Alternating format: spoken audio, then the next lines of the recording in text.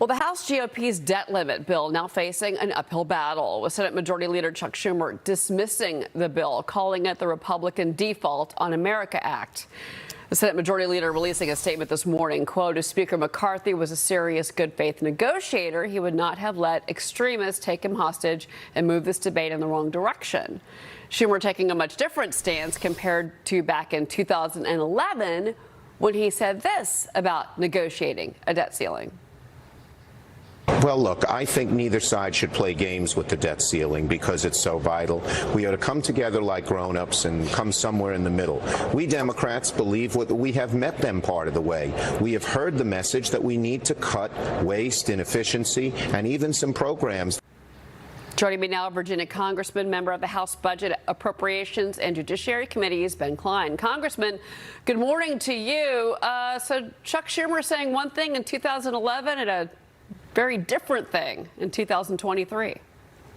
Shocking, isn't it? No, it's clear that they are trying to have it both ways. You know, Nancy Pelosi talked about the normal procedure of attaching legislation to a debt ceiling bill. Joe Biden has voted for it in the Senate many times. And so for us to have reforms to the process that will help rein in this wasteful spending to increase the debt ceiling, that's just normal procedure. So we hope they come to the table, negotiate in good faith, and put this behind us. But it's been 2 months. Kevin McCarthy went to the White House 2 months ago. Yeah, and all that time they kept nothing saying, for the Biden administration. Nothing. They kept saying, yeah, right. They kept saying, oh, well, you need to pass a bill. You need to pass a bill. Well, we have passed a bill. The Senate hasn't passed a bill. If they really want to move ahead on the debt ceiling, pass a bill and we'll consider it. But we're the only body, the House is the only body that's actually passed a debt ceiling bill that's going to make sure we keep the markets functioning. You know, the markets are going to get nervous if the Senate keeps its my way or the highway approach, and the president needs to actually engage and be an adult in the room. Kevin McCarthy's the only adult in the room right now. We could use more. Yeah. All right. Well, and again, you know, McCarthy's proposition is $1.5 trillion. We'll raise it, but with conditions. Fiscal responsibility in Washington. It's a novel concept. Hopefully that will catch on. I want to move on to the news of the day, though. The Biden administration's new mortgage rule goes into effect today. So this penalizes home buyers that have good credit.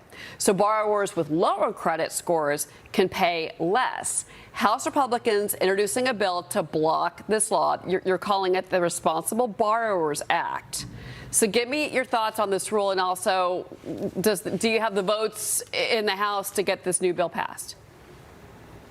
Well, I think so. You know, the housing market's very fragile right now. Borrowers are not going to want more frustration, more confusion as they try and get a mortgage, to be told you have to pay $40 a month extra on your mortgage to help subsidize those who don't have credit scores that are as good, who haven't saved as much for a down payment. That's going to be very frustrating and very confusing for borrowers. So we're going to take action in the House. We're going to reject this new move by the Biden administration. And I think the Senate, just as they did with the D.C. crime bill, is going to feel pressure from their constituents to take action and send it to the president. I hope you're right, because we've been talking about it all morning on set. Chris Murkowski is on set with me here in New York. Go ahead, Chris. Congressman Cline, again, you know, it's almost like you go back to the 1970s schoolhouse rock with the I'm just a bill. So we're dealing with a situation where you've got all of these acronym agencies within the executive branch of government that act as judge, jury, and executioner on everything. This is what we need to rein in. When you just get some arbitrary, you know, government entity that's just making these rules and saying, okay, you've got to pay this, that's problematic. When are we going to start doing away with these agencies? Absolutely. And one of the things we put in the debt ceiling increase is something called the REINS Act, which when there's any agency that promulgates a regulation that is going to cost the government over $100 million, Congress has to approve it. So going forward, it's going to really rein in the regulations that are coming out of the bureaucracy. But for now, we really have to put a stop to these regulations coming out of the administration, like the one we're seeing on mortgages. Before you run, I want to ask you about this. Hunter Biden's expected to appear in an Arkansas court this morning. Now, this is over a child support battle with the mother of one of his daughters. Wisconsin Senator Ron Johnson joined Maria on Sunday Morning Futures yesterday with a bombshell allegation about Secretary of State Antony Blinken's ties to the first son. I want to watch you to watch this and get your reaction on the other side, sir. So just to be clear, you just said you believe Anthony Blinken lied to you under oath. Yes, he did. He said he did not email Hunter Biden, and now we have those emails. We also know that his wife, using her private email address when she was a employee of the State Department, was basically a conduit between her husband and Hunter Biden as well. Congressman, your reaction to that allegation? Well, the Secretary of State and his wife better save their records, better keep that server. No bleach bit being used here. We're going to need to see those emails.